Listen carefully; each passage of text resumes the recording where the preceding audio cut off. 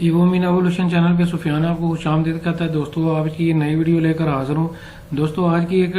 Video का topic है Lithuania, जो कि एक शेंगन स्टेट है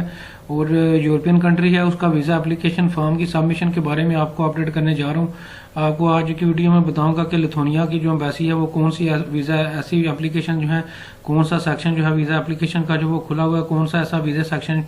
जो है जिनमें एप्लीकेशन जो है वो क्लोज है, और कौन से वीज़ा एप्लीकेशन ऐसी हैं जिनमें जो है वो वीज़ा एप्लीकेशन जो है वो ली जा रही है। दोस्तों लिथुआनिया के बारे में आपको बताता चलूँ, चूँकि ये शेंगन कंट्री है तो इसकी जो एम्बेसी है वो पाकिस्तान में मौजूद नहीं है।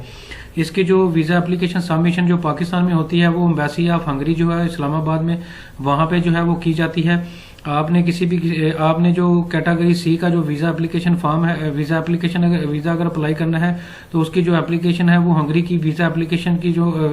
हंगरी की जो एम्बेसी है वहाँ पे जो है अपनी एप्लीकेशन सबमिशन जो है वो करवानी होगी। इसमें मैं आपको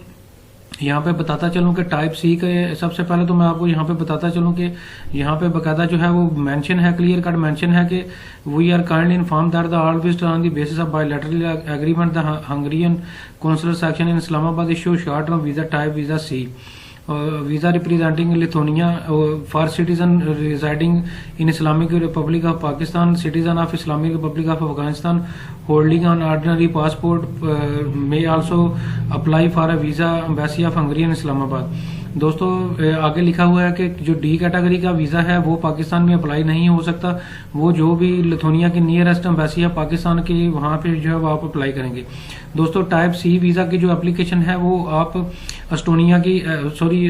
की जो एम्बेसी पाकिस्तान में मौजूद नहीं है, तो टाइप सी का अगर आपने वीज़ा अप्लाई करना है तो आप हंगरी की एम्बेसी में जो लिथुआनिया की वीज़ा एप्लीकेशन है वो सबमिट करवा सकते हैं। दोस्तों टाइप सी की जो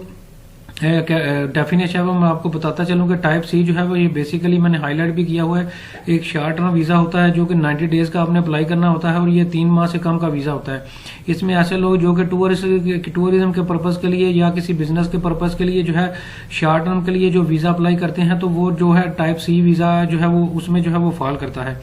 तो टाइप सी वीज़ा जो इस कैटेगरी में फॉल करता है दोस्तों, वो मैं आपको बताता चलूँ कि इस वक्त लिथुआनिया की एम्बेसी जो है ये बाकायदा ऑफिशियल हंगरी ऑफ, ये मैं आपको दिखा भी देता हूँ, एम्बेसी ऑफ हंगरी इस्लामाबाद का जो है ये नंबर है बाकायदा। इस नंबर पे ऑफिशियल नंबर पे मैंने आज एम्बेसी में कॉल की है हंगरी की एम्बेसी को, और बाकायदा पूछा है कि लिथुआनिया की जो वीज़ा एप्लीकेशन है टाइप सी वीज़ा की वो ली जा रही है या नहीं। तो उसमें उन्होंने बाकायदा क्लियरली बताया है कि इस वक्त जो है कि लिथुआनिया के लिए टाइप सी की जो वीज़ा कैटेगरी है वो बिल्कुल क्लोज है, और टाइप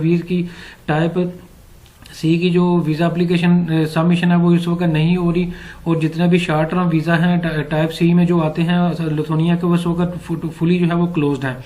तो अभी जो है वो नई डेट का भी मैंने पूछा कि कब तक जो है ये ओपन हो जाएंगे, उसकी भी डिटेल जो है उनके पास मौजूद नहीं है। तो दोस्तों लिथुआनिया के बारे में मैं अब आपको बताता चलूँ कि